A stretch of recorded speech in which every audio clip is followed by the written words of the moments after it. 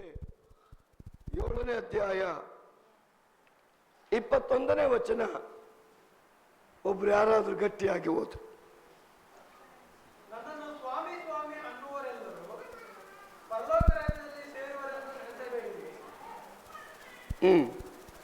ಪರಲೋಕದಲ್ಲಿರುವ ತಂದೆಯ ಚಿತ್ತದಂತೆ ನಡೆಯುವವನೇ ಪರಲೋಕ ರಾಜ್ಯಕ್ಕೆ ಸೇರುವವನು. ಆಮೆನ್. ನನ್ನನ್ನ ಸ್ವಾಮಿ ಸ್ವಾಮಿ ಅನ್ನುವರೆಲ್ಲರೂ ಪರಲೋಕ ರಾಜ್ಯದಲ್ಲಿ ಸೇರುವರೆಂದು ನೆನೆಸಬೇಡಿರಿ. ಪರಲೋಕದಲ್ಲಿರುವ ನನ್ನ ತಂದೆಯ ಚಿತ್ತದಂತೆ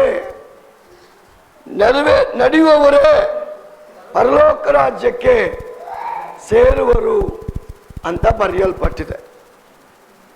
ನನ್ನನ್ನು ಸ್ವಾಮಿ ಸ್ವಾಮಿ ಅನ್ನುವರೆಲ್ಲ ಪರಲೋಕ ರಾಜ್ಯಕ್ಕೆ ಸೇರ್ತಾರಂತೆ ನೆನೆಸಬೇಡ್ರಿ ಅಂತ ದೇವರ ವಾಕ್ಯ ಈ ಬೆಳಗ್ಗೆ ಸ್ಪಷ್ಟವಾಗಿ ಮಾತನಾಡ್ತದೆ. ಹಾಗಾದ್ರೆ ಈ ಲೋಕವನ್ನು ನೋಡುವಾಗ ಲೋಕದ ಜನ ಮತ್ತು ವಿಶ್ವಾಸಿಗಳು ಅವಿಶ್ವಾಸಿಗಳು, ಸಭೆಯಲ್ಲಿ ಇರತಕ್ಕವರು, ಸಭೆಯಿಂದ ಹೊರಗೆ ಇರತಕ್ಕವರು, ಲೋಕದಲ್ಲಿ ಇವತ್ತು ಸ್ವಾಮಿ ಸ್ವಾಮಿ ಸ್ವಾಮಿ ಅಂತ ಹೇಳಿಕೊಂಡು ಜೀವಿಸುವಂತವರು ಅನೇಕರು. ಆದ್ರೆ ಬೈಬಲ್ ಹೇಳ್ತದೆ, ಸ್ವಾಮಿ ಅಂದ ಕೂಡಲೇ, ಸ್ವಾಮಿ ಅಂತ ಹೇಳಿದ ಕೂಡಲೇ ಅವರು ಪರಲೋಕ ರಾಜ್ಯಕ್ಕೆ ಸೇರ್ತಾರೆ ಅಂತ ನೀವು ನೆನೆಸಬೇಡ್ರಿ. ಪರಲೋಕಕ್ಕೆ ಸೇರುವಂತವರು ತಂದೆಯ ಚಿತ್ತದಂತೆ ನಡೆಯತಕ್ಕವರೇ ಪರಲೋಕ ರಾಜ್ಯಕ್ಕೆ ಬಾಧ್ಯಸ್ಥರು. ದೇವರ ವಾಕ್ಯ ಹೇಳ್ತದೆ, ಯೇಸು ಕ್ರಿಸ್ತನನ್ನ ಸ್ವಾಮಿ ಸ್ವಾಮಿ ಸ್ವಾಮಿ ಅಂತ ಕರೆಯಲ್ಪಡುವಂತವರು ಪರಲೋಕ ರಾಜ್ಯಕ್ಕೆ ಬಾಧ್ಯಸ್ಥರಾಗುವುದಿಲ್ಲ. ತಂದೆಯ ಚಿತ್ತವನ್ನ, ಯೇಸುವಿನ ಕಳಿಸಲ್ಪಟ್ಟಂತ ತಂದೆಯ ಚಿತ್ತವನ್ನ ನಡೆಸುವಂತವನೇ, ನಡೆಯುವಂತವನೇ ಪರಲೋಕ ರಾಜ್ಯಕ್ಕೆ ಬಾಧ್ಯಸ್ಥನು. ಹಾಗಾದ್ರೆ ದೇವರ ಚಿತ್ತ ಏನ್? ದೇವರ ಚಿತ್ತ ಏನ್? ಸತ್ಯವೇದ ಹೇಳ್ತದೆ, ದೇವರ ಚಿತ್ತ ತಂದೆಯಿಂದ ಕಳಿಸಲ್ಪಟ್ಟಂತ ಯೇಸುವನ್ನು ಅರಿಯೋದೇ ದೇವರ ಚಿತ್ತ. ಯೇಸುವನ್ನು ನಂಬೋದೇ ದೇವರ ಚಿತ್ತ. ಯೇಸುವನ್ನು ಅಂಗೀಕರಿಸಿಕೊಳ್ಳೋದೇ ದೇವರ ಚಿತ್ತ. ದೇವರ ವಾಕ್ಯ ಹೇಳ್ತದೆ, ಯೇಸು ದೀಕ್ಷಾ ಸ್ಥಾನ ತೆಗೆದುಕೊಂಡು ಮೇಲೆ ಬರುವಾಗ ಒಂದು ವಾಯ್ಸ್, ಒಂದು ಧ್ವನಿ, ಒಂದು ಶಬ್ದ, ಪರಲೋಕದ ದೇವರ ಬಾಯಿಂದ ಬಂದ ಒಂದು ಶಬ್ದ, ಈತನು ನನ್ನ ಪ್ರಿಯ ಮಗನು, ಈತನ ನಾನು ಮೆಚ್ಚಿದ್ದೇನೆ, ಈತನ ಮಾತನ್ನ ನೀವು ಕೇಳಬೇಕು. ದೇವರ ವಾಕ್ಯ ಹೇಳ್ತದೆ, ಯೇಸುವನ್ನು ನಂಬೋದೇ ನಿತ್ಯ ಜೀವ, ಅಂಗೀಕರಿಸಿಕೊಳ್ಳೋದೇ ನಿತ್ಯ ಜೀವ, ಅವನು ಹೇಳಿದ ಹಾಗೆ ನಡೆಯುವಂಥದ್ದೇ ನಿತ್ಯ ಜೀವ ಅಂತ ದೇವರ ವಾಕ್ಯ ಹೇಳ್ತದೆ. ಕಾನಾ ಊರಿನ ಮದುವೆಗೆ ಯೇಸು ಸ್ವಾಮಿ ಪ್ರವೇಶ ಮಾಡಿದ್ದಾನೆ. ಸಡನ್ ಆಗಿ ಆ ಮನೆಯಲ್ಲಿ ಪದ್ಧತಿಯ ಪ್ರಕಾರ ಆಗಿನ ಕಾಲದಲ್ಲಿ ಮದುವೆಗೆ ಬಂದಂತವರಿಗೆ ಮೊದಲು ಏನ್ ಮಾಡ್ತಾ ಇದ್ರು ಅಂದ್ರೆ ದ್ರಾಕ್ಷಾರಸವನ್ನ ಕುಡಿಯೋದಿಕ್ಕೆ ಕೊಡ್ತಾ ಇದ್ರಂತೆ. ಆಗಿನ ಕಾಲದ ಪ್ರಕಾರ ಮದುವೆಗೆ ಬಂದಂತ ಅತಿಥಿಗಳಿಗೆ ಮೊದಲು ದ್ರಾಕ್ಷಾರಸವನ್ನ ಕುಡಿಯೋದಕ್ಕೆ ಕೊಡ್ತಾ ಇದ್ರಂತೆ. ಯೇಸು ಸ್ವಾಮಿ ಮದುವೆಗೆ ಪ್ರವೇಶ ಮಾಡಿದ್ದಾನೆ. ಸಡನ್ ಆಗಿ ಆ ಮದುವೆ ಮನೆಯಲ್ಲಿ ದ್ರಾಕ್ಷಾರಸ ಖಾಲಿಯಾಗೋಗಿದೆ. ಖಾಲಿಯಾದ ಕೂಡಲೇ ಆ ಮದುವೆ ನಡೆಸುವಂತ ಯಜಮಾನನ ಬಳಿಗೆ ಆಳುಗಳು ಓಡಿ ಬಂದು ಹೇಳ್ತಾರೆ, ಅಯ್ಯ, ದ್ರಾಕ್ಷಾರಸ ಖಾಲಿಯಾಗೋಗಿದೆ. ಮದುವೆ ಮಾಡುವಂತ ಆ ಯಜಮಾನನಿಗೆ ಒಂದೇ ತಲೆ ಬಿಸಿ ಆಗೋಯ್ತು, ಚಿಂತೆ ಪ್ರಾರಂಭ ಆಗೋಯ್ತು. ದ್ರಾಕ್ಷಾರಸ ಆಗೋಯ್ತಲ್ಲ, ಕೊಡದೆ ಹೋದ್ರೆ ಜನ ಎಲ್ಲ ಒಂದಲ್ಲ ಒಂದು ರೀತಿಯಲ್ಲಿ ಮಾತನಾಡಿ ನನ್ನನ್ನು ಅವಮಾನ ಪಡಿಸ್ತಾರಲ್ಲ, ಮದುವೆನ ಅವಮಾನ ಪಡಿಸ್ತಾರಲ್ಲ, ನಮ್ಮನ್ನ ನಿಂದನೆ ಪಡಿಸ್ತಾರಲ್ಲ, ನಮಗೆ ತೊಂದರೆ ಪಡಿಸ್ತಾರಲ್ಲ ಅಂತ ಚಿಂತೆಗೆ ಒಳಗಾಗಿದ್ದಾಗ ಆ ಸಂದರ್ಭದಲ್ಲಿ ಆ ಯಜಮಾನ ಹೋಗಿ ಮರಿಯಳ ಬಳಿ ತನ್ನ ನೋವನ್ನು ಹಂಚ್ಕೊಳ್ತಾ ಇದ್ದಾನೆ. ತನ್ನ ನೋವನ್ನು ಹಂಚ್ಕೊಳ್ತಾ ಇದ್ದಾನೆ. ಸಡನ್ ಆಗಿ ದ್ರಾಕ್ಷಾರಸ ಖಾಲಿ ಆಗೋಗಿದೆ. ಏನ್ ಮಾಡಬೇಕು ಗೊತ್ತಿಲ್ಲ. ಆದ್ರೆ ಪ್ರಿಯ ಸಹೋದರಿಯೇ, ದೇವರ ವಾಕ್ಯ ಹೇಳ್ತದೆ, ತಂದೆಯಿಂದ ಕಳಿಸಲ್ಪಟ್ಟಂತ ಕ್ರಿಸ್ತನ ಮಾತನ್ನ ಕೇಳೋದೆ ದೇವರ ಚಿತ್ತ. ತಂದೆಯಿಂದ ಕಳಿಸಲ್ಪಟ್ಟಂತ ಯೇಸು ಕ್ರಿಸ್ತನ ಮಾತನ್ನ ಕೇಳಿ ನಡೆಯೋದೆ ದೇವರ ಚಿತ್ತ.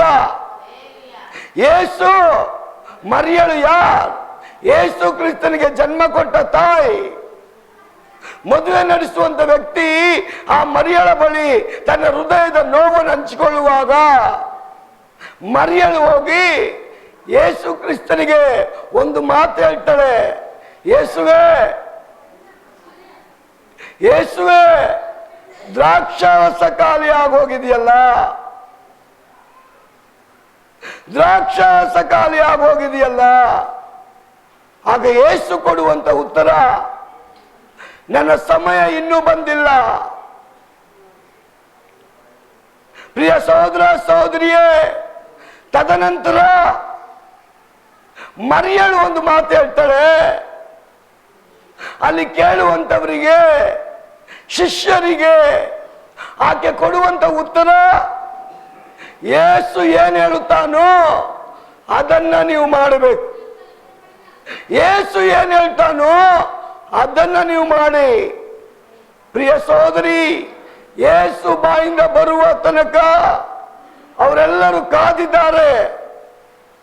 ಒಂದು ಕಡೆ ಮದುವೆ ಮನೆಯಲ್ಲಿ ದ್ರಾಕ್ಷಾರಸ ಖಾಲಿಯಾಗಿ ಹೋಗ್ತಾ ಇದೆ. ಇಲ್ಲ ಅಂದ್ರೆ ಅವಮಾನ. ಇಕ್ಕಟ್ಟಿನ ಪರಿಸ್ಥಿತಿಯಲ್ಲಿ ದೇವರ ವಾಕ್ಯ ಹೇಳ್ತದೆ, ದಾವೀದ ಬರಿತಾನೆ 50ನೇ ಅಧ್ಯಾಯ 15ನೇ ವಚನದಲ್ಲಿ, ಕಷ್ಟ ಕಾಲದಲ್ಲಿ ನನ್ನನ್ನು ಕೂಗು, ನಾನು ಬಂದು ನಿಮ್ಮನ್ನು ಬಿಡುಗಡೆ ಮಾಡ್ತೇನೆ. ಕಷ್ಟ ಕಾಲದಲ್ಲಿ ನನ್ನನ್ನು ಕೂಗು, ನಾನು ಬಂದು ನಿಮ್ಮನ್ನು ಬಿಡುಗಡೆ ಮಾಡ್ತೇನೆ. ಇಕ್ಕಟ್ಟಿನ ಪರಿಸ್ಥಿತಿ, ಅವಮಾನದ ಪರಿಸ್ಥಿತಿ, ನಿಂದನೆಯ ಪರಿಸ್ಥಿತಿ, ಕೈ ಬಿಡಲ್ಪಟ್ಟ ಪರಿಸ್ಥಿತಿ, ಮರಿಯಳು ಹೇಳ್ತಾಳೆ, ಯೇಸು ಏನ್ ಹೇಳ್ತಾನೋ ಅದನ್ನ ನೀವು ಮಾಡಿ. ಯೇಸು ಹೇಳೋದೇನು? ದ್ರಾಕ್ಷಾರಸ ಖಾಲಿಯಾಗಿದೆಯಾ? ಭಯ ಪಡಬೇಡ್ರಿ. ಯೇಸು ಎಲ್ಲಿದ್ದಾನೋ ಅಲ್ಲಿ ನಿಶ್ಚಯವಾಗಿ ಬಿಡುಗಡೆ ಉಂಟು, ಅದ್ಭುತ ಉಂಟು, ಅತಿಶಯ ಉಂಟು. ಅಸಾಧ್ಯವಾದ ಕಾರ್ಯಗಳು ಸಾಧ್ಯವಾಗುತ್ತೆ. ಹಲ್ಲೆಲೂಯ. ಅಸಾಧ್ಯವಾದ ಕಾರ್ಯ ಯೇಸುವಿಂದ ಸಾಧ್ಯ. ಆಗಲ್ಲ ಅನ್ನುವಂಥದ್ದನ್ನ ಯೇಸು ಮಾಡುತ್ತಾರೆ. ದೇವರ ವಾಕ್ಯ ಹೇಳ್ತಿದೆ, ಯೇಸು ಆ ಶಿಷ್ಯರಿಗೆ ಹೇಳುವಂಥದ್ದು, ಬಾನೆಗಳಲ್ಲಿ ನೀರನ್ನ ನೀವು ತುಂಬಿರಿ. ಒಂದಾಮೇನ್ ಹೇಳ್ರಿ, ಒಂದಾಮೇನ್ ಹೇಳ್ರಿ. ಬಾನೆಗಳಲ್ಲಿ ನೀರನ್ನ ನೀವು ತುಂಬ್ರಿ. ಪ್ರಿಯ ಸಹೋದರಿಯೇ, ಯೇಸು ಹೇಳುವಾಗಲೇ ಬಾನೆ ಒಳಗೆ ತುಂಬಲ್ಪಡುವಂತ ನೀರು, ಬಾನೆ ಒಳಗೆ ತುಂಬಲ್ಪಡುವಂತ ನೀರು ಅವನು ಹೇಳುವಾಗಲೇ ಮಾರ್ಪಡ್ತಾ ಇದೆ. ಅವನು ಹೇಳುವಾಗ ಚೇಂಜ್ ಆಗ್ತಾ ಇದೆ. ಅತಿಶಯ ನಡೀತಾ ಇದೆ, ಅದ್ಭುತ ನಡೀತಾ ಇದೆ. ದೇವರ ಕಾರ್ಯ ಆ ನೀರಲ್ಲಿ ಜರುಗ್ತಾ ಇದೆ. ಕಾರಣ ಏನ್? ತಂದೆ ದೇವರ ಕಳಿಸಲ್ಪಟ್ಟಂತ ಯೇಸು ಕ್ರಿಸ್ತನ ಮಾತನ್ನ ಯಾರು ಕೇಳ್ತಾರೋ ಅವರ ಜೀವಿತದಲ್ಲಿ ಅದ್ಭುತ ಆಗಲೇ ನಡೆಯುತ್ತೆ. ಅವನ ಅದ್ಭುತ ನಾವ್ಯಾರು ಕಂಡ್ಕೊಳಕ್ಕಾಗಲ್ಲ. ಅತಿಶಯ ಕಂಡುಕೊಳ್ಳಕ್ಕಾಗಲ್ಲ. ಕಣ್ಣರಪ್ಪೆ ಬಡಿಯೋದ್ರೊಳಗೆ ದೇವರ ಕಾರ್ಯ ಜರುಗುತ್ತೆ. ಒಂದಲ್ಲೇಲುಯ, ಒಂದಲ್ಲೇಲುಯ.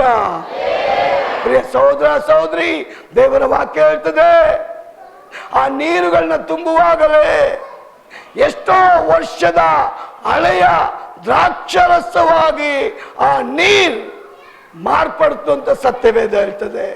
ಕಾರಣ ಏನ್? ಯೇಸು ಬಾಯಿಂದ ಬಂದ ಮಾತನ್ನ ಯಾರು ಕೇಳ್ತಾರೋ ಅವರ ಜೀವಿತದಲ್ಲಿ, ಅವರ ಮನೆಯಲ್ಲಿ ದೇವರ ಅದ್ಭುತವನ್ನ ಮಾಡ್ತಾನೆ. ಆ ಅದ್ಭುತಕ್ಕೋಸ್ಕರನೇ ದೇವರ ವಾಕ್ಯ ಹೇಳ್ತದೆ, ನನ್ನನ್ನು ಸ್ವಾಮಿ ಸ್ವಾಮಿ ಅನ್ನೋರೆಲ್ಲ ಪರಲೋಕ ರಾಜ್ಯಕ್ಕೆ ಬಾಧ್ಯಸ್ಥರಾಗಲ್ಲ. ದೇವರು ಕಳಿಸಲ್ಪಟ್ಟಂತ ಯೇಸುವಿನ ಮಾತಿನ ಪ್ರಕಾರ ನಡೆಯುವಂತವನೇ ಪರಲೋಕ ರಾಜ್ಯಕ್ಕೆ ಬಾಧ್ಯಸ್ಥ. ಹಲ್ಲೆಲೂಯ.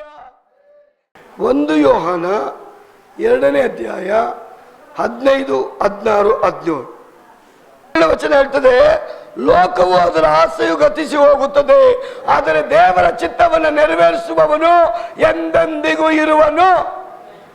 ಒಂದು ಆಮೇಲೆ ಹೇಳ್ರಿ. ಲೋಕವನ್ನ ಪ್ರೀತಿ ಮಾಡಬೇಡ್ರಿ. ಲೋಕ ಗತಿಸಿ ಹೋಗ್ತದೆ, ಲೋಕದ ವಸ್ತುಗಳು ಗತಿಸಿ ಹೋಗ್ತದೆ, ಲೋಕನೇ ಗತಿಸಿ ಹೋಗುತ್ತೆ.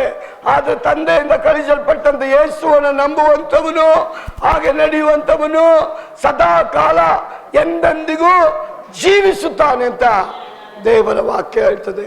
ಪ್ರಿಯ ಸಹೋದರಿ ಸಹೋದರನೇ, ನಮ್ಮ ಜೀವಿತದ ಆಯ್ಕೆ ನಾವು ಬಹಳ ಎಚ್ಚರಿಕೆಯಿಂದ ಮಾಡಬೇಕಂತೆ.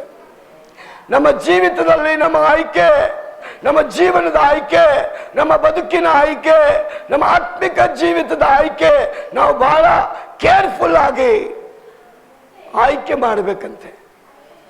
ಒಂದು ಚೂರು ಯಾ ಮಾಡಿದ್ರು ಪರಲೋಕ ರಾಜ್ಯಕ್ಕೆ ಹೋಗಕ್ಕಾಗಲ್ಲ. ಪರಲೋಕ ರಾಜ್ಯಕ್ಕೆ ಹೋಗಲೇಬೇಕಾ? ನಮಗೆ ಬೇರೆ ಚಾಯ್ಸೇ ಇಲ್ಲ. ದೇವರಿಂದ ಕೊಡಲ್ಪಟ್ಟಂತ ಯೇಸುವನ್ನ ನಂಬಬೇಕು, ಅವನ ಮಾತನ್ನ ಕೇಳಬೇಕು, ಅವನ ಮಾರ್ಗದಲ್ಲಿ ನಡಿಲೇಬೇಕು, ಅವನ ಆಜ್ಞೆಗಳನ್ನ ಪರಿಪಾಲನೆ ಮಾಡಲೇಬೇಕು. ಅಂತವರು ಮಾತ್ರ ಪರಲೋಕ ರಾಜ್ಯಕ್ಕೆ ಬಾಧ್ಯಸ್ಥರಾಗೋದಕ್ಕೆ ಸಾಧ್ಯ. ಯಾಕಂದ್ರೆ ದೇವರ ವಾಕ್ಯ ಹೇಳ್ತದೆ, ಲೋಕವನ್ನ, ಲೋಕದ ಕಾರ್ಯಗಳನ್ನ ನೀವು ಆಸೆ ಪಡಬೇಡ್ರಿ. ಒಂದು ದಿನ ಅದು ಗತಿಸಿ ಹೋಗುತ್ತೆ. ಅದು ದೇವರಿಂದ ಕಳಿಸಲ್ಪಟ್ಟಂತ ಯೇಸು ಗತಿಸಿ ಹೋಗಲ್ಲ, ಅವನ ಕಾರ್ಯ ಗತಿಸಿ ಹೋಗಲ್ಲ, ಅವನ ಮಾತು ಗತಿಸಿ ಹೋಗಲ್ಲ, ಅವನ ಮಾರ್ಗ ಗತಿಸಿ ಹೋಗಲ್ಲ, ಅವನು ಕೊಟ್ಟಂತ ಬೆಳಕು ಗತಿಸಿ ಹೋಗಲ್ಲ, ಅವನು ಹೇಳಿದ ಮಾತುಗಳು ಗತಿಸಿ ಹೋಗಲ್ಲ. ಅವನನ್ನು ಹಿಂಬಾಲಿಸ್ರಿ, ಅವನ ಆಜ್ಞೆಗಳನ್ನು ಕೈಗೊಂಡು ನಡೀರಿ. ಅದೇ ದೇವರು ನಮ್ಮಿಂದ ಎದುರು ನೋಡುವಂತ ಚಿತ್ತ. ದೇವರ ಚಿತ್ತ ಕಳಿಸಲ್ಪಟ್ಟ ಯೇಸುವನ್ನ ನಂಬೋದೆ ಅಂತ ಸತ್ಯವೇದ ಹೇಳ್ತದೆ. ನಂಬುವವನಿಗೆ ನಿತ್ಯ ಜೀವ, ಪರಲೋಕ ರಾಜ್ಯಕ್ಕೆ ಬಾಧ್ಯಸ್ಥನು. ಪ್ರಿಯ ಸಹೋದರ ಸಹೋದರಿಯೇ, ನಿಮ್ಮ ಆಯ್ಕೆ ಇವತ್ತು ಯಾರು?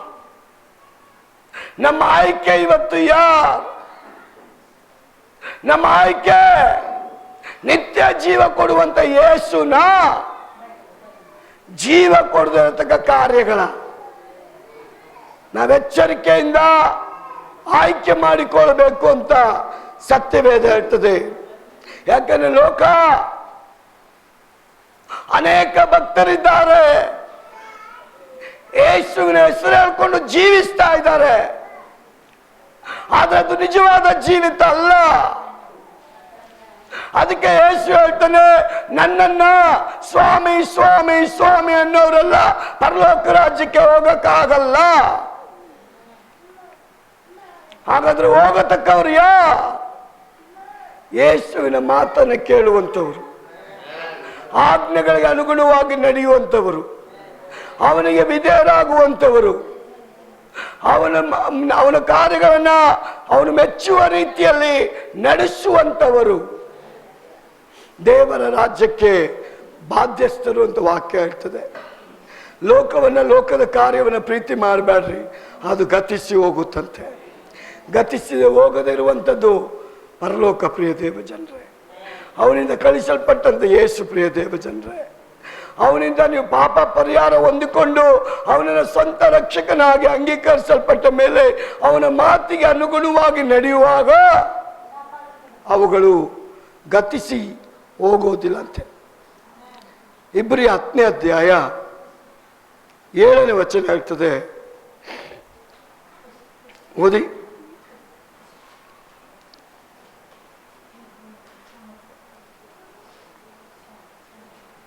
ಇಗೋ ದೇವರೇ, 10:7 ಸಿಕ್ಕಿಲ್ವಾ? ಆಗ ನಾನು, ಹಾ. ಇಗೋ ದೇವರೇ, ನಿನ್ನ ಚಿತ್ತವನ್ನು ನೆರವೇರಿಸುವುದಕ್ಕೆ ಬಂದಿದ್ದೇನೆ. ಗ್ರಂಥದ ಸುರುಳಿಯಲ್ಲಿ ನನ್ನನ್ನು ಕುರಿತು ಬರೆದದೆ ಎಂದು ಸಾಕು. ಇಗೋ ದೇವರೇ,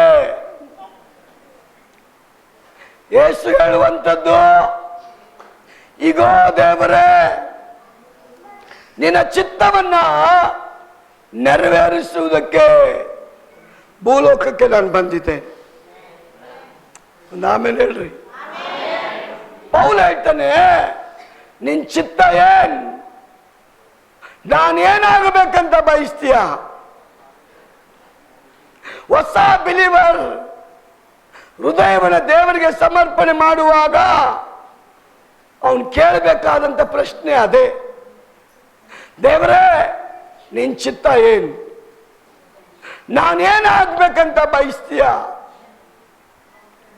ನೀನು ಹೇಳಪ್ಪ, ಅದರಂತೆಯೇ ನಾನು ನಡೆಯೋದಕ್ಕೆ ಇಷ್ಟಪಡ್ತೇನೆ. ಒಂದು ಹಠ, ಒಂದು ಛಲ, ಒಂದು ವೈರಾಗ್ಯ ವಿಶ್ವಾಸಿಗಳಲ್ಲಿ ಬರಬೇಕಂತ. ಯಾವ ರೀತಿಯಾದ ಹಠ ಬರಬೇಕು, ಯಾವ ರೀತಿಯಾದ ವೈರಾಗ್ಯ ಬರಬೇಕು, ಯಾವ ರೀತಿಯಾದ ಒಂದು ಛಲ ಬರಬೇಕು, ಅದಕ್ಕೆಲ್ಲ ಮಾದರಿ ಯೇಸು ಕ್ರಿಸ್ತನ್. ಅದಕ್ಕೆಲ್ಲ ಮಾದರಿ ಯೇಸು ಕ್ರಿಸ್ತನೇ. ಆ ಕ್ರಿಸ್ತನನ್ನು ನೋಡ್ರಿ, ಅವನು 3.5 ವರ್ಷ ದೇವರ ರಾಜ್ಯಕ್ಕಾಗಿ ಹಗಲು ರಾತ್ರಿ ಅವನು ಕೆಲಸ ಮಾಡ್ತಾನೆ. ಅವನ ಜೀವಿತ 33.5 ವರ್ಷ. ಅದರಲ್ಲಿ 3.5 ವರ್ಷ ಸತತವಾಗಿ ದೇವರ ರಾಜ್ಯಕ್ಕಾಗಿ, ನೀತಿಗಾಗಿ ಹಗಲು ರಾತ್ರಿ ಅನ್ನದೆ ಸಮಯ ಸಿಕ್ಕದಾಗಲ್ಲ ಪ್ರಾರ್ಥನೆ, ಸಮಯ ಸಿಕ್ಕದಾಗಲ್ಲ ಸುವಾರ್ತೆ, ಸಮಯ ಸಿಕ್ಕದಾಗಲ್ಲ ದೇವರ ಬೋಧನೆ ಜನಗಳಿಗೆ ಮಾಡ್ಕೊಂಡು ಬಂದಿದ್ದಾನೆ. ಆ ಯೇಸು ಹೇಳ್ತಾನೆ, ಇಗೋ ದೇವರೇ, ನಾನು ಭೂಲೋಕಕ್ಕೆ ಬಂದಿರೋದು ನಿನ್ನ ಚಿತ್ತವನ್ನ ನೆರವೇರಿಸೋದಕ್ಕೆ. ಆ ಛಲದಲ್ಲಿ ರಕ್ಷಿಸಲ್ಪಟ್ಟವರಾದ ನಾವು ನನ್ನ ದೇವರಿಗೆ ಕೇಳಬೇಕು, ನಿನ್ನ ಹೃದಯದ ಬಯಕೆ ಏನು? ನನ್ನ ಮೇಲೆ ನಿನ್ನ ಚಿತ್ತ ಏನ್? ನಾನೇನಾಗ್ಬೇಕಂತ ಬಯಸ್ತೇ ದೇವರೇ? ನನ್ನ ಹೆಸರಿಗೆ ಬರೀ ಸ್ವಾಮಿ ಸ್ವಾಮಿ ಸ್ವಾಮಿ ಅನ್ನುವಂತ ವಿಶ್ವಾಸಿ ಆಗೋದು ಬೇಡ. ನಿಜವಾದ ಸ್ವಾಮಿ ನನ್ನ ಒಳಗೆ ವಾಸ ಮಾಡಬೇಕು. ಹಲ್ಲೆಲೂಯ. ನಿಜವಾದ ಯೇಸು ಸ್ವಾಮಿ ನನ್ನಲ್ಲಿ ಜೀವಿಸಬೇಕು. ನಿಜವಾದ ಯೇಸು ಸ್ವಾಮಿ ನನ್ನೊಂದಿಗೆ ನಡಿಬೇಕು. ನಿಜವಾದ ಯೇಸು ಸ್ವಾಮಿ ನನ್ನ ಮೂಲಕ ಮಾತನಾಡಬೇಕು. ಪ್ರಿಯ ಸಹೋದರಿ, ಅದಕ್ಕೆ ಪೌಲ ಹೇಳ್ತಾನೆ, ಹಳೆ ಪೌಲ್ ಸತ್ತೋಗಿದ್ದಾನೆ, ಹಳೆ ಪೌಲ್ ಸತ್ತೋಗಿದ್ದಾನೆ. ಜೀವಿಸುವವನು ನಾನಲ್ಲ, ಜೀವಿಸ್ತಾ ಇರೋದು ನಾನಲ್ಲ, ನಾನು ನಂಬಿದಂತ ಯೇಸು ಇವತ್ತು ನನ್ನಲ್ಲಿ ಜೀವಿಸ್ತಾ ಇದ್ದಾನೆ. ಜೀವಿಸ್ತಾ ಇರೋದು ನಾನಲ್ಲ, ನಾನು ನಂಬಿರತಕ್ಕ ಯೇಸು ನನ್ನ ಒಳಗೆ ಜೀವಿಸ್ತಾ ಇದ್ದಾನೆ. ಎಷ್ಟು ಅಪೇಕ್ಷೆ ಇದೆ ನನ್ನಲ್ಲಿ ಯೇಸು ಜೀವಿಸಬೇಕಂತ. ಅಷ್ಟೇನ ಅಪೇಕ್ಷೆ? ನನ್ನ ಒಳಗೆ ಯೇಸು ಇರಬೇಕಂತ ಎಷ್ಟು ಜನಕ್ಕೆ ಆಸೆ? ನಾನು ಅನ್ಯರಿಗೆ ಯೇಸು ತರ ಕಾಣಬೇಕಂತ ಎಷ್ಟು ಜನಕ್ಕೆ ಆಸೆ? ನನ್ನ ಮಾತು ಯೇಸು ಮಾತಾಗಿ ಪರಿವರ್ತನೆ ಆಗಬೇಕಂತ ಎಷ್ಟು ಜನಕ್ಕೆ ಆಸೆ? ನಾನು ನಂಬಿದ ದಿನದಿಂದ ಇವತ್ತವರೆಗೂ ಅದೇ ಎದುರು ನೋಡಿ. ಪೌಲ್ ಹೇಳ್ತಾನೆ, ನಾನು ಸೌಲ್ ಆಗಿದ್ದೆ, ಈಗ ಆ ಸೌಲ್ ಸತ್ತೋಗಿದ್ದ. ನನ್ನಲ್ಲಿ ವಾಸ ಮಾಡ್ತಾ ಇರೋದು ಕ್ರಿಸ್ತನು. ಆದ ಕಾರಣ ಕ್ರಿಸ್ತನ ನಿಮಿತ್ತ ನನಗೆ ನಷ್ಟ ಆಗುತ್ತಲ್ಲ, ಅದೇ ನನಗೆ ಲಾಭ. ಕ್ರಿಸ್ತನ ನಿಮಿತ್ತ ನನಗೆ ನಷ್ಟ ಆಗುತ್ತಲ್ಲ, ಅದೇ ನನಗೆ ಲಾಭ. ಅದಕ್ಕೆ ದೇವರ ವಾಕ್ಯ ಹೇಳ್ತದೆ, ಈಗೋ ದೇವರೇ, ನಿನ್ನ ಚಿತ್ತವನ್ನು ನೆರವೇರಿಸುವುದಕ್ಕೆ ಬಂದಿದ್ದೇನೆ. ಯಾಕೆಂದ್ರೆ ಲೇವಿಯರು ಹಳೆ ಒಡಂಬಡಿಕೆಯಲ್ಲಿ ಬೈಬಲ್ ಹೇಳ್ತದೆ, ಲೇವಿಯರ ಕೊನೆಯಿಲ್ಲದ ಯಜ್ಞಗಳು ಸಾರ್ಥಕವಾಗುವುದಿಲ್ಲ ಅಂತ. ಅದಕ್ಕೆ ಯೇಸುವಿನ ಒಂದೇ ಯಜ್ಞದ ಸಮರ್ಪಣೆ ದೇವರಿಗೆ ಸಾರ್ಥಕವಾಯ್ತಂತೆ. ಪಾಪ ಮಾಡೋದು ಯಜ್ಞ ಕೊಡೋದು, ಪಾಪ ಮಾಡೋದು ಯಜ್ಞ ಕೊಡೋದು, ತಪ್ಪು ಮಾಡೋದು ಯಜ್ಞ ಕೊಡೋದು, ಅದು ದೇವರಿಗೆ ಇಷ್ಟ ಆಗಲಿಲ್ಲ. ಅದರ ನಿಮಿತ್ತ ಯೇಸು ಯಜ್ಞದ ಕುರಿಮರಿಯಾಗಿ ಬಂದು ನಾವು ನಿಲ್ಲಬೇಕಾದಂತ ಜಾಗದಲ್ಲಿ ಆತನು ನಿಂತು ನಮ್ಮೆಲ್ಲರ ಪಾಪ ಪರಿಹಾರಕ್ಕೋಸ್ಕರ ಅವನು ಯಜ್ಞದ ಕುರಿಮರಿಯಾಗಿ ದೇವರಿಗೆ ಸಮರ್ಪಣೆ ಆದ. ಅದರ ನಿಮಿತ್ತ ನಮ್ಮ ಪಾಪಕ್ಕೆ ಪರಿಹಾರ ಸಿಕ್ತು ಅಂತ ಸತ್ಯವೇದ ಹೇಳ್ತದೆ. ಪ್ರಿಯ ಸಹೋದರಿಯೇ, ದೇವರ ವಾಕ್ಯ ಹೇಳ್ತದೆ, ಯೇಸು ಈ ಲೋಕದ ಜೀವಿತದ ಆರಂಭ. ಯೇಸು ಈ ಲೋಕದ ಜೀವಿತದ ಆರಂಭ. ಅದೇ ಯೇಸು ಶಿಲುಬೆ ಮೇಲೆ ತನ್ನನ್ನು ಸಮರ್ಪಣೆ ಮಾಡಲ್ಪಟ್ಟ ಮೂಲಕ ಈ ಲೋಕದ ಜೀವಿತದ ಮುಕ್ತಾಯ ಅಂತ ದೇವರ ವಾಕ್ಯ ಹೇಳ್ತದೆ. ಆರಂಭ ಯೇಸುವನ್ನು ನಂಬುವುದರ ಮೂಲಕವಾಗಿ ರಕ್ಷಣೆ, ಮುಕ್ತಾಯ ಕ್ರಿಸ್ತನಿಗಾಗಿ ನಮ್ಮನ್ನು ಸಮರ್ಪಣೆ ಮಾಡ್ತೇವಲ್ಲ, ಅದು ನಮಗೆ ಮುಕ್ತಾಯ. ಆರಂಭ ಮಾಡಲ್ಪಟ್ಟಂತ ಯೇಸು ಕಲ್ವಾರಿ ಶಿಲುಬೆ ಮೇಲೆ ನಮಗೋಸ್ಕರ ಎಲ್ಲವನ್ನು ಮುಕ್ತಾಯ ಮಾಡಿಕೊಟ್ಟಿದ್ದಾನೆ. ಅದಕ್ಕೆ ದೇವರ ವಾಕ್ಯ ಹೇಳ್ತದೆ, ಕ್ರಿಸ್ತನ ರಕ್ತವು ಸಕಲ ಪಾಪಗಳನ್ನ ನಿವಾರಣೆ ಮಾಡುತ್ತಂತೆ. ಹಲ್ಲೆಲೂಯಾ. ಯೇಸುವಿನ ರಕ್ತ ಒಂದು ಪಾಪ ಅಲ್ಲ, ಎರಡು ಪಾಪ ಅಲ್ಲ, ಮೂರು ಪಾಪ ಅಲ್ಲ. ವಾಕ್ಯ ಹೇಳ್ತದೆ ಸಕಲ ಪಾಪಗಳನ್ನ ಯೇಸುವಿನ ರಕ್ತ ಪರಿಹಾರ ಮಾಡಿದೆ ಅಂತೆ. ಆ ರಕ್ತ ಕೊಟ್ಟು ಕೊಂಡುಕೊಂಡಂತೆ ಯೇಸುವಿಗೆ ನಮ್ಮ ಜೀವಿತ ಯಾವ ರೀತಿ ಸಮರ್ಪಣೆ ಮಾಡಿದೆ, ಯಾವ ರೀತಿ ಒಪ್ಪಿಸಿಕೊಟ್ಟಿದೆ, ನಿಜವಾಗ್ಲೂ ಯಾವ ರೀತಿ ಅವನು ಮೆಚ್ಚುವಾಗಿ ನಾವು ನಡೀತಾ ಇದ್ದೇವೆ, ನಮ್ಮನ್ನು ನಾವು ಪರೀಕ್ಷೆ ಮಾಡಿಕೊಳ್ಬೇಕು. ಈಗ ನಾವು ಎಲ್ಲಿದ್ದೀವಿ?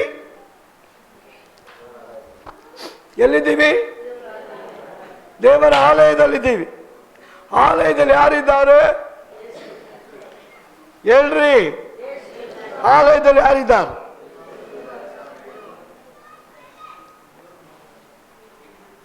ಆಲಯದಲ್ಲಿ ಯಾರಿದ್ದಾರೆ? ಯೇಸು ಇದ್ದಾರೆ. ಎಷ್ಟು ಜನ ನಂಬ್ತೀರಾ? ಇಲ್ಲಿ ದೇವರ ವಾಕ್ಯ ಹೇಳ್ತದೆ, ತಂದೆಯಿಂದ ಕಳಿಸಲ್ಪಟ್ಟಂತ ಕ್ರಿಸ್ತನನ್ನು ನಂಬುವುದೇ ನಿತ್ಯ ಜೀವ, ಅವನ ಮಾತನ್ನ ಕೇಳೋದೇ ನಿತ್ಯ ಜೀವ. ಅವನ ಬಾಯಿಂದ ಬಂದ ಮಾತು ಅಳಿದು ಹೋಗಲ್ಲ. ಅವನ ಮಾರ್ಗದಲ್ಲಿ ನಡೆಯೋನು ಪರಲೋಕಕ್ಕೆ ಬಾಧ್ಯಸ್ಥನು. ಅವನ ಅಂಗೀಕರಿಸಲ್ಪಟ್ಟವನು ಅವನ ಆಜ್ಞೆಗಳನ್ನು ಕೈಗೊಂಡು ನಡಿಬೇಕು ಅನ್ನೋದು ದೇವ್ರ ಚಿತ್ತ. ಎಷ್ಟು ಜನ ದೇವ್ರ ಚಿತ್ತ ಮಾಡ್ತೀನಿ ಅಂತ ಅಪೇಕ್ಷೆ ಉಳ್ಳವರಾಗ ದೇವರ ಹಾಲದಲ್ಲಿ ಬಂದ್ಬಿಟ್ಟಿದ್ದೀರಿ. ಈಗ ನಾವೆಲ್ಲಿದ್ದೀವಿ? ದೇವರ ಆಲಯದಲ್ಲಿದ್ದೀವಿ. ಈಗ ನಾವು ಈ ಪ್ರಸಂಗ ಯಾರ್ದು? ಯಾರು ಮಾತಾಡ್ತಾ ಇರೋ ನಮ್ಮ ಜೊತೆ? ರಾಜೇಶ್ ಪಾಸ್ಟರ್ ಮಾತಾಡ್ತಾ ಇಲ್ಲ, ದೇವ್ರ ವಚನ ಮಾತಾಡ್ತಾ ಇದೆ. ಆಗ ದೇವ್ರ ವಚನ ಮಾತಾಡುವಾಗ ನಾವು ಹೆಂಗಿರ್ಬೇಕು? ಏನು ಶ್ರದ್ಧೆಯಿಂದ, ಭಯಭಕ್ತಿಯಿಂದ, ಹಲಗಾಡದೆ ಮೋಸಸ್ ದೇವರ ಮುಂದೆ ಹೋಗಿದ ತಕ್ಷಣ 40 days ರಾತ್ರಿ ಹಗಲು ಎದ್ದೇಂಡ್ಲೇ ಇಲ್ಲ ಅಂತ. ನೀರ್ದ ಆಗಿಲ್ಲ ಅವನಿಗೆ, ಊಟ ಬೇಕು ಅನ್ಸಿಲ್ಲ ಅವನಿಗೆ. ಇದ್ದೀರಾ? ಒಂದು ಶಬ್ದ ಬಂದಿದೆ, ನಾವೆಲ್ಲ ತಿರುಗಿಬಿಟ್ಟು ದೇವರನ್ನ ಬಿಟ್ಟು ಅಲ್ಲಿಗಾಡ್ಗೋಗ್ಬಿಟ್ಟು. ಮೋಸಸ್ಗೆ ಕೆಳಗಿಂದ ಜನ ಬೊಬ್ಬೆ ಆಗ್ತಾ ಇದ್ರು. ಎಲ್ಲೋಗಿದ್ಯಾ ಬಾರಪ್ಪ, ಎಲ್ಲೋಗಿದ್ಯಾ ಬಾರಪ್ಪ. ಅವನ ಕಿವಿ ಮಂದ ಆಗೋಗಿತ್ತು. ಯಾರ ಶಬ್ದದ ಮುಂದೆ? ದೇವ್ರ ಶಬ್ದದ ಮುಂದೆ ಮೋಸಸ್ ಕಿವಿ ಮಂದ ಆಗೋಗಿತ್ತು. ಅವನ ಜ್ಞಾನ, ಕಾನ್ಸಂಟ್ರೇಷನ್ ದೇವರ ಕಡೆಗೆ ಮಾತ್ರ ಇತ್ತು. ಯಾರು ಕೂಗಿದ್ರು ಬರಲಿಲ್ಲ ಅವನು. ಅವ್ರ ಹೆಂಡತಿ ಕೂಗಿದ್ರು ಬಂದಿಲ್ಲ, ಅವ್ರ ಮಕ್ಕಳು ಕೂಗಿದ್ರು ಬಂದಿಲ್ಲ, ಅವ್ರ ಮಾವ ಕೂಗಿದ್ರು ಬಂದಿಲ್ಲ, ಅವ್ರ ಅಕ್ಕ ಕೂಗಿದ್ರು ಬಂದಿಲ್ಲ, ಆರೋನ್ ಕೂಗಿದ್ರು ಬಂದಿಲ್ಲ, ಜನಗಳು ಕೂಗಿದ್ರು ಬಂದಿಲ್ಲ.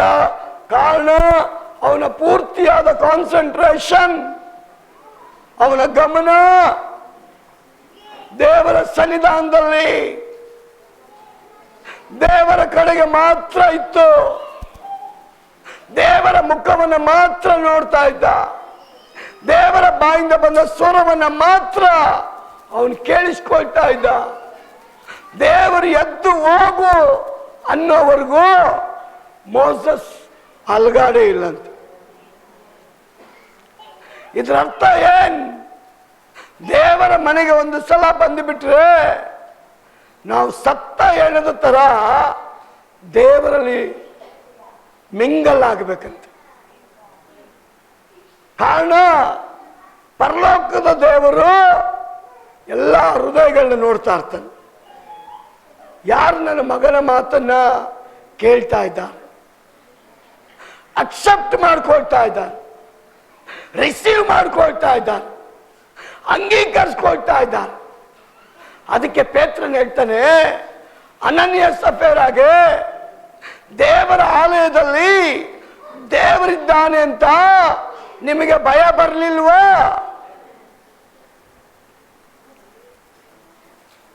ದೇವರ ಆಲಯದಲ್ಲಿ ದೇವರಿದ್ದಾನೆ ಅಂತ ನಿಮಗೆ ಭಯ ಬರಲಿಲ್ವಾ?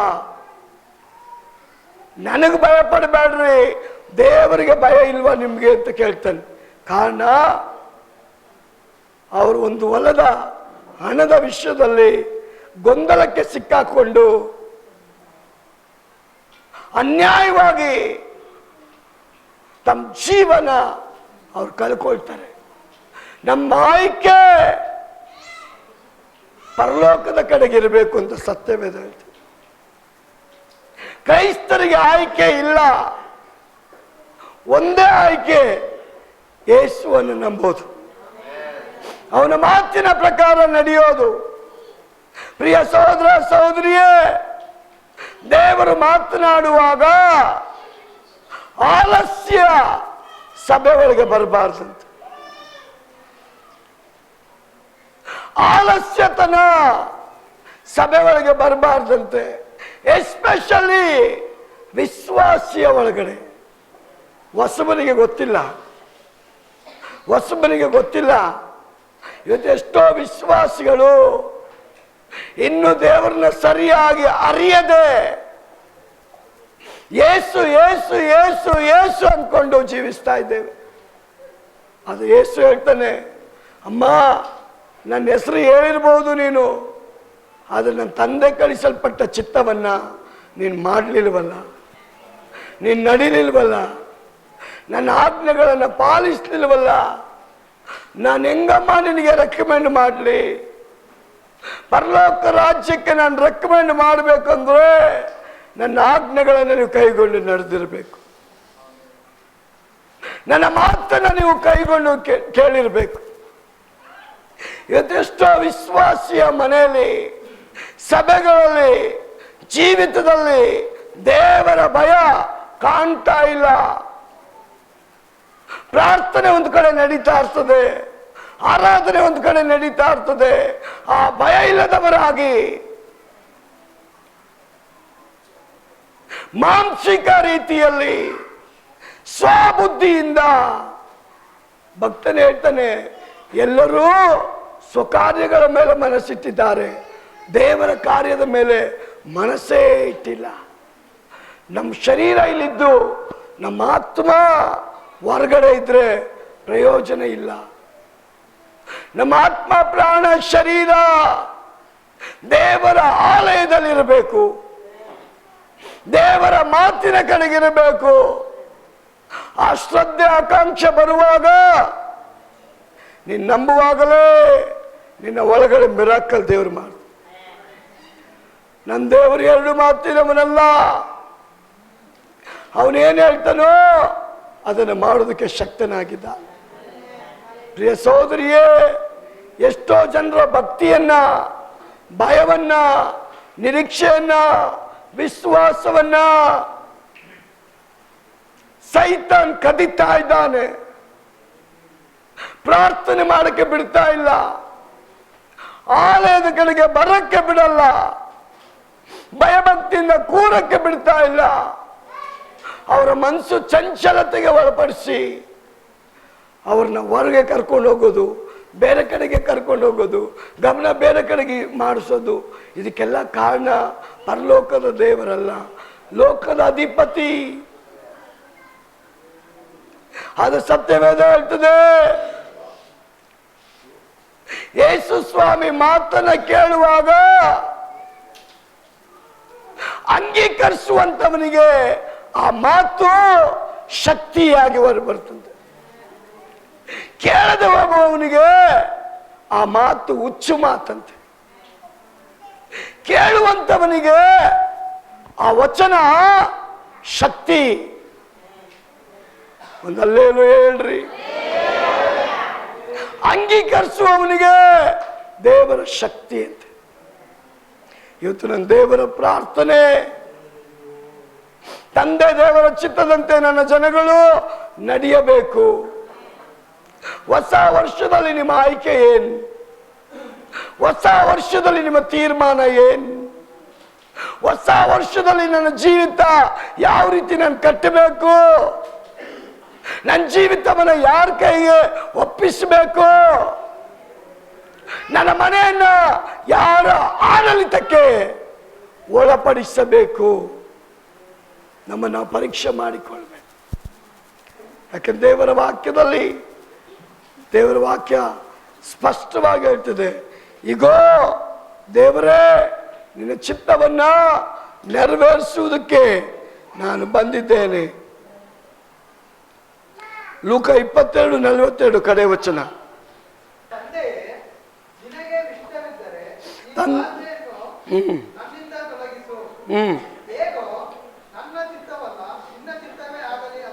ಒಂದಲ್ಲೇಲುಯ. ತಂದೆಯೇ ನಿನಗಿಷ್ಟವಿದ್ದರೆ ಈ ಪಾತ್ರೆಯನ್ನು ಏನಂತೆ ನನ್ನಿಂದ ತೊಲಗಿಸು. ತಂದೆಯೇ ನಿನಗಿಷ್ಟವಿದ್ದರೆ ಈ ಪಾತ್ರೆಯನ್ನು ನನ್ನಿಂದ ತೊಲಗಿಸು. ಹೇಗೋ ನನ್ನ ಚಿತ್ತವಲ್ಲ, ನಿನ್ನ ಚಿತ್ತ ನನ್ನಲ್ಲಿ ನೆರವೇರು. ಆ ಗೆಸ್ತಮನೆ ತೋಟದಲ್ಲಿ ಪ್ರಾರ್ಥನೆ ಮಾಡ್ತಾ ಇರುವಾಗ ಆ ಬೆವರಿನ ಹನಿಗಳು ರಕ್ತದ ಹನಿಗಳಾಗಿ ಪರಿವರ್ತನೆ ಆಯಿತು. ಬೆವರಿನ ಹನಿ ರಕ್ತದ ಹನಿಯಾಗಿ ಪರಿವರ್ತನೆ ಆಯ್ತಂತೆ.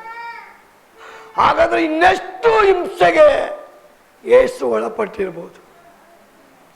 ಆ ಸಂದರ್ಭದಲ್ಲಿ ಅವನು ಮಾತನಾಡೋದು, ದೇವರೇ ಈ ಪಾತ್ರೆ ನಿನಗಿಷ್ಟವಿದ್ದರೆ ಈ ಪಾತ್ರೆಯನ್ನ ನನ್ನಿಂದ ತೊಲಗಿಸು. ಹೇಗೋ ನನ್ನ ಚಿತ್ತ ಅಲ್ಲ, ನಿನ್ನ ಚಿತ್ತ ನನ್ನಲ್ಲಿ ನೆರವೇರಿಸು.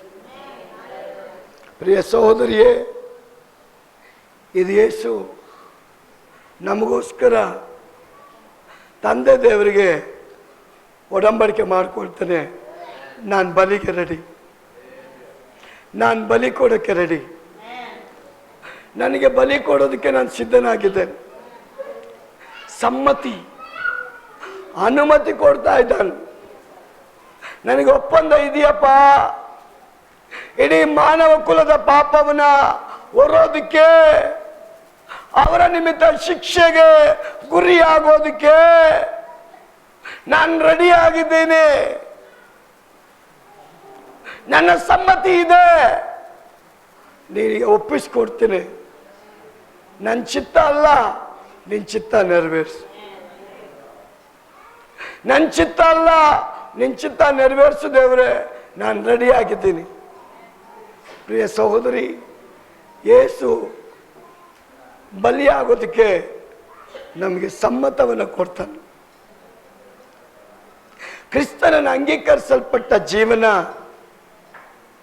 ದೇವರು ಮೊದಲು ಕೇಳ್ತಾನೆ, ನಿನ್ನ ಒಳಗೆ ಬರೋದಕ್ಕೆ ನನಗೆ ಅನುಮತಿ ಇದೆಯಾ? ಇದ್ದೀರಾ? ಯೇಸು ಕೇಳ್ತಾನೆ, ನಿಮ್ಮ ಒಳಗೆ ನಾನು ಬರಲಿಕ್ಕೆ ಅನುಮತಿ ಇದೆಯಾ? ಅದಕ್ಕೆ ಅವನು ಪ್ರಕಟಣೆ 3:20 ಹೇಳ್ತಾನೆ, ಈಗೋ ಹೃದಯದ ಬಾಗಿಲನ್ನು ನಿಮ್ಮ ಬಳಿ ಬಂದು ನಾನು ತಟ್ಟಿದ್ದೀನಿ. ನನ್ನ ಶಬ್ದವನ್ನು ಕೇಳಿ ಯಾರು ಬಾಗಿಲು ಓಪನ್ ಮಾಡ್ತಿರೋ ಅವರ ಒಳಗೆ ಬಂದು ನಾನು ಇರ್ತೀನಿ. ಹಂಗಂದ್ರೆ ವಿತೌಟ್ ಪರ್ಮಿಷನ್ ಯೇಸು ನಮ್ಮ ಒಳಗೆ ಬಂದಿಲ್ಲ. ನಮ್ಮ ಆಯ್ಕೆ ಇಲ್ದಿರಾ ಯೇಸು ನಮ್ಮ ಒಳಗೆ ಬಂದಿಲ್ಲ. ಅದಕ್ಕೆ ಅವನು ಹೇಳ್ತಾನೆ, ನೀವೆರಡು ಯಜಮಾನರಿಗೆ ಸೇವೆ ಮಾಡೋಕ್ಕಾಗಲ್ಲ. ಒಂದು ಲೋಕ ಇಲ್ಲ ಪರಲೋಕ. ಯಾರು ಬೇಕು ನೀವು ಆರಿಸ್ಕೊಳ್ರಿ. ನಿಮ್ಮ ಹೃದಯದ ಬಾಗಿಲ ಬಳಿ ಬಂದು ತಟ್ಟಿದ್ದೀನಿ. ನನ್ನ ಶಬ್ದವನ್ನು ಕೇಳಿ ಬಾಗಿಲನ್ನು ತೆರೆದ್ರೆ ನಿಮ್ಮೊಳಗೆ ವಾಸ ಮಾಡ್ತೀನಿ. ನೀವು ತಿಂದಿದ್ದ ಅನ್ನನೇ ನಾನು ತಿಂತೀನಿ. ನೀವು ತೃಪ್ತಿ ಪಡೋದ್ರಲ್ಲಿ ನಾನು ತೃಪ್ತಿ ಪಡ್ತೀನಿ. ನಿಮ್ಮೊಳಗೆ ಯಾಕಿರ್ಬೇಕಂದ್ರೆ ಲೋಕದ ಅಧಿಪತಿ ನಿಮ್ಮನ್ನು ವಂಚಿಸಬಾರ್ದು ಅಂತ, ನಿಮ್ಮನ್ನು ಮೋಸ ಮಾಡಬಾರ್ದು ಅಂತ, ನಿಮಗೆ ಕುಯುಕ್ತಿ ಮಾಡಬಾರ್ದು ಅಂತ, ನಿಮ್ಮನ್ನು ಹಾಳು ಮಾಡಬಾರ್ದು ಅಂತ ನಿಮ್ಮ ಜೊತೆಲಿದ್ದು ನಿಮ್ಗೆ ಎಚ್ಚರಿಸಿ, ನನ್ನ ಡ್ಯೂಟಿ ಇಲ್ಲಿಂದ ಪರಲೋಕಕ್ಕೆ ಕರ್ಕೊಂಡು ಹೋಗೋದು. Hallelujah, hallelujah, hallelujah. ಯೇಸು ಬಂದ ಮೇಲೆ ಅಲೆಗಳು ಹೊಡೆಯುತ್ತೆ, ಗಾಳಿ ಹೊಡೆಯುತ್ತೆ, ನಿಮ್ಗೆ ಶೇಕ್ ಮಾಡುತ್ತೆ, ನಿಮ್ ಜೀವನ ಸಾಗಿಸಕ್ಕಾಗಲ್ಲ. ನಿಮಗೆ ಭಯ.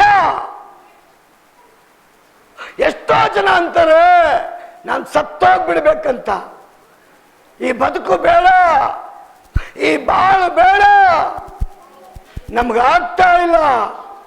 ಅದಕ್ಕೆ ಯೇಸು ಹೇಳ್ತಾನೆ ಅವನ ಶಿಷ್ಯರಿಗೆ, ಅಲ್ಪ ವಿಶ್ವಾಸಿಗಳೇ, ಇನ್ನು ಎಷ್ಟು ಕಾಲ ನಿಮ್ಮ ಸಂಗಡ ನಾನು ಇರಬೇಕು? ಅವನು ನಿದ್ರೆ ಮಾಡಕ್ಕೆ ಬಿಡೋದಿಲ್ಲ. ಆ ಅಲೆಗಳನ್ನ ತಡೆಯಕ್ಕಾಗಲ್ಲ, ಆ ಗಾಳಿನ ತಡೆಯಕ್ಕಾಗಲ್ಲ. ಅವ್ರು ಏನೇ ಮಾಡಿದ್ರು ಆ ಹಡಗು ಸಮಾಧಾನವಾಗಿ ಹೋಗುವಾಗ ಮಾಡಕ್ಕಾಗಲ್ಲ. ಭಯಗ್ರಾಂತರಾಗಿ ಯೇಸುವಿನ ಬಳಿಗೆ ಹೋಗಿ ಹೇಳ್ತಾರೆ, ಸ್ವಾಮಿ ನಾವು ಸಾಯೋದು ನಿನ್ ಚಿತ್ತಾನ? ನಾವು ಸಾಯೋದು ನಿನ್ ಚಿತ್ತಾನ?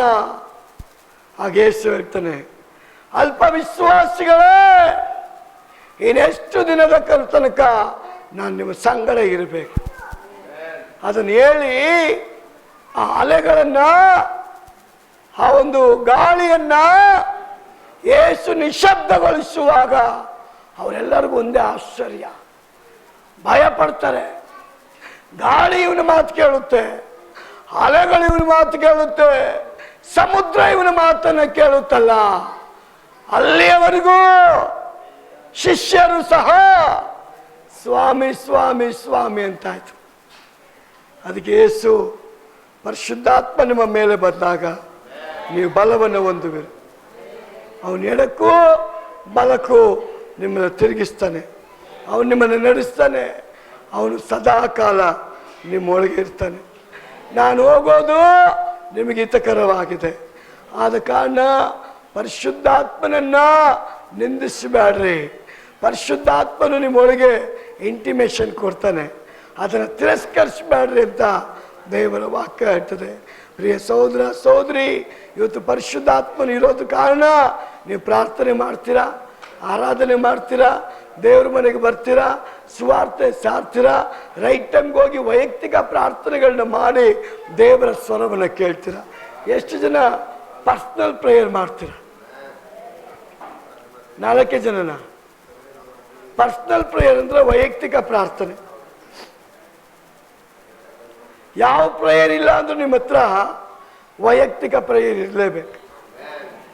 ಆಕ್ಚುಲಿ ಒಂದು ವಿಶ್ವಾಸಿ ಮನೆಯೊಳಗೆ ಕುಟುಂಬದ ಪ್ರಾರ್ಥನೆ ಇರಬೇಕು. 2ನೇದು ಸಭೆಯ ಪ್ರಾರ್ಥನೆ ಇರಬೇಕು.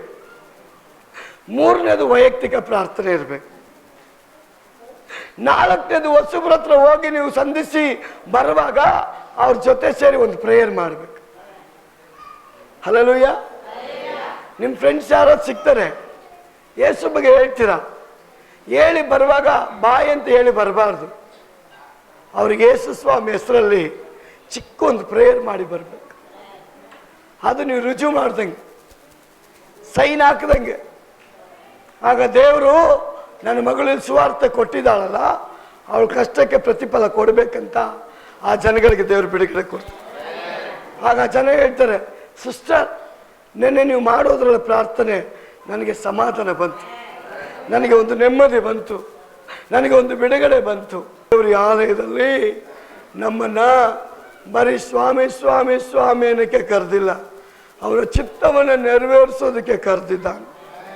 ನೀವು ದೇವ್ರ ಚಿತ್ತ ನೆರವೇರಿಸೋದಕ್ಕೆ ಸಿದ್ಧರಾಗಿರುವಂಥವರೇ ಆಲಯದಲ್ಲಿ ಬಂದಾಗ ನಿಮಗೆ ಮೊಬೈಲ್ ರಿಂಗ್ ಟೋನ್ ಕೊಡುತ್ತಾ, ಮೆಸೇಜ್ ಕೊಡುತ್ತಾ, ಕರೆಯುತ್ತಾ, ಯಾರು ಡಿಸ್ಟರ್ಬ್ ಮಾಡ್ತಾರ, ನಿಮ್ಮನ್ನು ನಿಮ್ಮ ಕಾನ್ಸಂಟ್ರೇಷನ್ನ ಬೇರೆ ಕಡೆಗೆ ಬಿಡಬೇಡ್ರಿ. ಕಾರಣ ನೀವು ಯಾರ ಮುಂದೆ ಕೂತಿದ್ದೀರ ಅಂದರೆ ಸರ್ವಶಕ್ತನಾದ ದೇವರ ಮುಂದೆ ಕೂತಿದ್ದೀರ. ಅವನ ಬಾಯಿಂದ ಬರೋ ಮಾತನ್ನ ಶ್ರದ್ಧೆಯಿಂದ ನೀವು ಕೇಳೋದಾದ್ರೆ ದೇವರು ನಿಮ್ಮೊಬ್ಬೊಬ್ಬರನ್ನ ತನ್ನ ಆಯುಧಗಳನ್ನಾಗಿ ಉಪಯೋಗ ಮಾಡ್ತಾನೆ, ತನ್ನ ಬಲವಾದ ಶಕ್ತಿಯಾಗಿ ಉಪಯೋಗ ಮಾಡ್ತಾನೆ. ಅದಕ್ಕೆ ಯೇಸು ಹೇಳ್ತಾನೆ, ನಾನು ಬಂದಿದ್ದೆ ನಿನ್ನ ಚಿತ್ತವನ್ನು ನೆರವೇರಿಸೋದಕ್ಕೆ. ನಿನ್ನ ಚಿತ್ತ ಆದರೆ ಈ ಸಮಸ್ಯೆ ಎಂಬ ಪಾತ್ರೆಯನ್ನ ನೀನು ತೆಗಿಯಪ್ಪ, ಇಲ್ಲ ಅಂದ್ರೆ ಅದನ್ನು ದಾಟುವಂತ ಶಕ್ತಿ ನನಗೆ ಕೊಡು ಸ್ವಾಮಿ. ಯೇಸು ಪ್ರಾರ್ಥನೆ ಮಾಡ್ದ, ಶಿಲುಬೆಗೆ ಒಪ್ಪಿಸ್ಕೊಟ್ಟ. ಯೇಸುಗೆ ಎಂತ ಶೋಧನೆ ಬಂದ್ರು ದೆವ್ವ ಗೆಲ್ಲಕ್ಕಾಗ್ಲಿಲ್ಲ. ಶಿಲುಬೆ ಮೇಲಿದ್ದಂತ ಯೇಸುವನ ಸೈತಾನನು ಅವನೊಬ್ಬ ಕುರಿ ಮರಿ ಅಂತ ಮಾತ್ರ ನೋಡ್ತಾನೆ. ಯಾವಾಗ ಪರ್ದೆ 2 ಭಾಗವಾಯ್ತೋ ಆಗ ಕ್ರಿಸ್ತನ ನಿಜ ರೂಪ ಶತ್ರುವಿಗೆ ಕಾಣಲ್ಪಡ್ತದೆ. ಅಲ್ಲಿಯವರೆಗೂ ನೀವು ಶತ್ರುವಿಗೆ ಕುರಿಮರಿಯಾಗಿ ಕಾಣ್ತೀರ. ಯಾವಾಗ ಪರದೆ ಅರಿಯಲ್ಪಡುತ್ತೋ ಆಗ ಯೂದ ಕುಲದ ಸಿಂಹವಾಗಿ ಯೇಸು ಶತ್ರುವಿಗೆ ಕಾಣಲ್ಪಡುವಾಗ ಅವನಿಗೆ ಒಂದೇ ನಡುಕ. ಇಲ್ಲಿಯವರೆಗೂ ನಾನು ಅಂದುಕೊಂಡಿದ್ದು ಸುಳ್ಳಾಯ್ತಲ್ಲ, ಕುರಿಮರಿ ಅನ್ಕೊಂಡಿದ್ನಲ್ಲ, ಆದ್ರೆ ಈಗ ಗೊತ್ತಾಯ್ತು ಈತನ್ಯ ಇವನು ಯೂದ ಕುಲದ ಸಿಂಹ. ಯೂದ ಕುಲದ ಸಿಂಹ, ಕಾರ್ಯ ಮಾಡುವಂತ ಸಿಂಹ, ಕ್ರಿಯೆಯಲ್ಲಿ ತರುವಂತ ಸಿಂಹ, ಜಯ ಕೊಟ್ಟಂತ ಸಿಂಹ. ಅದಕ್ಕೆ ದೇವರ ವಾಕ್ಯ ಹೇಳ್ತದೆ, ಶತ್ರು ಗರ್ಜಿಸುವ ಸಿಂಹೋದೋಪಾದಿಯಲ್ಲಿ ತಿರುಗ್ತಾ ಇದ್ದಾನೆ. ಆದ್ರೆ ನೀವು ಭಯ ಪಡಬೇಡ್ರಿ, ನೀವು ಭಯ ಪಡಬೇಡ್ರಿ, ಎಚ್ಚರಿಕೆ ಆಗಿರಿ, ದೇವರಿಗೆ ಒಳಗಾಗ್ರಿ, ಸೈತಾನನನ್ನ ಎದುರಿಸ್ರಿ. ಆಗಲಾತನು ನಿಮ್ಮನ್ನ ಬಿಟ್ಟು ಹೋಗ್ತಾನಂತೆ. ಒಂದಲ್ಲೇಲು ಹೇಳ್ರಿ, ಒಂದಲ್ಲೇಲು ಹೇಳ್ರಿ. ನಿಮ್ಮ ಪ್ರಾರ್ಥನೆಯಲ್ಲಿ ಬಲ ಇಲ್ಲ ಅಂತ ಅನ್ಕೊಂಬೇಡ್ರಿ. ನಿಮ್ಮ ಪ್ರಾರ್ಥನೆಯಲ್ಲಿ ಬಲ ಇದೆ, ನಿಮ್ಮ ಪ್ರಾರ್ಥನೆಯಲ್ಲಿ ಶಕ್ತಿ ಇದೆ. ಯೇಸುವಿನ ನಾಮ ಹೇಳಿ ಆರಂಭ ಮಾಡೋ ಪ್ರಾರ್ಥನೆ ವ್ಯರ್ಥವಾದ ಪ್ರಾರ್ಥನೆ ಅಲ್ಲ. ಮುಗಿಸುವಂಥ ನಾಮ, ಆ ಯೇಸುವಿನ ನಾಮ ಹೇಳಿ ಮುಗಿಸುವಂಥ ಪ್ರಾರ್ಥನೆ ವ್ಯರ್ಥವಾದ ಪ್ರಾರ್ಥನೆ ಅಲ್ಲ, ಶಕ್ತಿಯಿಂದ ನಡೆಯತಕ್ಕ ಪ್ರಾರ್ಥನೆ. ನಿಮಗೆ ಗೊತ್ತಿಲ್ಲ, ನೀವು ನಂಬಿ ಪ್ರಾರ್ಥನೆ ಮಾಡುವಾಗ ದೆವ್ವಗಳೆಲ್ಲ ನಡುಗುತ್ತಂತೆ, ದೆವ್ವಗಳೆಲ್ಲ ನಡುಗುತ್ತಂತೆ, ದೆವ್ವಗಳಿಗೆ ಭಯ ಪ್ರಾರಂಭ ಆಗುತ್ತೆ, ದೆವ್ವಗಳಿಗೆ ಅಪಜಯ ಆಗುತ್ತೆ. ನಿಮ್ಮನ್ನು ಅಷ್ಟು ಸುಲಭವಾಗಿ ದೇವರು ಅಪಜಯದಲ್ಲಿ ನಡೆಸೋದಿಲ್ಲ. ಆದ ಕಾರಣ ಇವತ್ತೊಂದು ತೀರ್ಮಾನ, ನಾನು ಬದುಕಿದ್ರೆ ಕ್ರಿಸ್ತನಿಗಾಗಿ, ನಾನು ಸತ್ತರೆ ಕ್ರಿಸ್ತನಿಗಾಗಿ. ನನ್ನ ಮೊದಲನೇ ಪ್ರಾಮುಖ್ಯತೆ ಯೇಸು ಸ್ವಾಮಿ, ನನ್ನ ಜೀವಿತ ಯೇಸುವಿಗಾಗಿ. ದಿ ಬೆಸ್ಟ್ ಆಫರಿಂಗ್ ದೇವರಿಗೆ ನಾವು ಕೊಡಬೇಕು. ಯೂದ ಅಂದರೆ ಹೆಸರಿನ ಅರ್ಥ ಏನು? ಯೂದ ಅಂದರೆ, ಯೂದ ಆ ಹೆಸರಿನ ಅರ್ಥ ಏನು? ಯೂದದ ಅರ್ಥ ಸ್ತುತಿ ಅಂತ. ಸ್ತುತಿಗೆ ಯೋಗ್ಯನಾದ ಸಿಂಹ, ಯೂದ ಕುಲದ ಸಿಂಹ ಯೇಸು ಒಬ್ಬನೇ ಅಂತ ಸತ್ಯವೇದ. ನಮ್ಮೆಲ್ಲರ ಸ್ತುತಿ ಆರಾಧನೆ ಅವನಿಗೆ ಮಾತ್ರ ಸಮರ್ಪಣೆ ಆಗಬೇಕು. ಹಲ್ಲೆಲೂಯ. ನನ್ನ ಗೌರವವನ್ನ ನಾನು ಬೇರೆಯವರಿಗೆ ಹೋಗಗೊಡಿಸೋದಿಲ್ಲ. ಆಮೆನ್. ಆದ ಕಾರಣ ನಿಮ್ಮ ಸ್ತುತಿ ಹೆಂಗಿರಬೇಕು? ದಿ ಬೆಸ್ಟ್ ಆಫರಿಂಗ್ ಆಗಿ ಮನಪೂರ್ತಿಯಾಗಿ ಸ್ತುತಿಸಬೇಕು. ದೇವರಿಗೆ ನಾವೇನೇ ಮಾಡಿದ್ರು ಮೊದಲನೇ ಪ್ರಾಮುಖ್ಯತೆ ಅವನಿಗೆ ಕೊಡಬೇಕು. ಹಲ್ಲೆಲೂಯ. ಆದ ಕಾರಣ ಇವತ್ತೊಂದು ತೀರ್ಮಾನ ಮಾಡೋಣ, ನಾವು ಬರೀ ಸ್ವಾಮಿ ಸ್ವಾಮಿ ಅನ್ನೋರಾಗಿರೋದು ಬೇಡ. ದೇವರ ಮಕ್ಕಳಾಗಿ ದೇವರ ಚಿತ್ತವನ್ನು ನೆರವೇರಿಸುವಂಥ ಮಕ್ಕಳಾಗಿ ಜೀವಿಸೋಣ. ನೀವು ಪ್ರಾರ್ಥನೆ ಮಾಡ್ರಿ, ದೇವರೇ ನಿನ್ನ ಚಿತ್ತವನ್ನು ಅರಿತು ಜೀವಿಸುವಂಥ ಮಗನಾಗಿ ಮಗಳಾಗಿ ನನ್ನನ್ನು ಆಯ್ತ ಮಾಡುವಂತ. ನಾವೆಲ್ಲ ಕಣ್ಣುಗಳು ಮುಚ್ಚಿ ದೇವರ ಸಮ್ಮುಖದಲ್ಲಿ ಎದ್ದು ನಿಂತುಕೊಳ್ಳೋಣ. ನಿಮ್ಮ ಸೇವಕನಾಗಿ ಈ ಆರಾಧನೆಗೆ ಬಂದಂಥ ಪ್ರತಿಯೊಬ್ಬರಿಗೂ ನಿನ್ನ ಶಾಂತಿ, ಸಮಾಧಾನ, ನೆಮ್ಮದಿ, ಆರೋಗ್ಯ ಉಂಟಾಗಲಿ. ಚಿಕ್ಕ ಮಕ್ಕಳಿಂದ ದೊಡ್ಡವರ ತನಕ ಆಶೀರ್ವದಿಸು. ಈ ಸಭೆ ಬೆಳೀಲಿ, ಆಶೀರ್ವಾದ ಹೊಂದಲಿ, ವಾಗ್ದಾನಗಳು ಹೊಂದಿಕೊಳ್ಳಲಿ, ಪ್ರವಾದನೆಗಳು ಹೊರಡಲಿ. ಬರಬೇಕಾದರೂ ಈ ಸಭೆ ಹುಡುಕಿ ಬರಲಪ್ಪ. ಈ ಸಭೆ ನಿನ್ನ ಚಿತ್ತ ನೆರವೇರಿಸಲಿ. ಎಲ್ಲ ಮಹಿಮೆ ನಾವು ನಿನಗೆ ಸಲ್ಲಿಸ್ತೇವೆ. ನಜರೇತಿನ ಯೇಸುವಿನ ನಾಮದಲ್ಲಿ ಪ್ರಾರ್ಥನೆ ಮಾಡಿಬೇಡಿ ಅಂದ್ಕೊಳ್ತೇನೆ, ನಮ್ಮ ಜೀವವುಳ್ಳ ತಂದೆ. ಆಮೆನ್.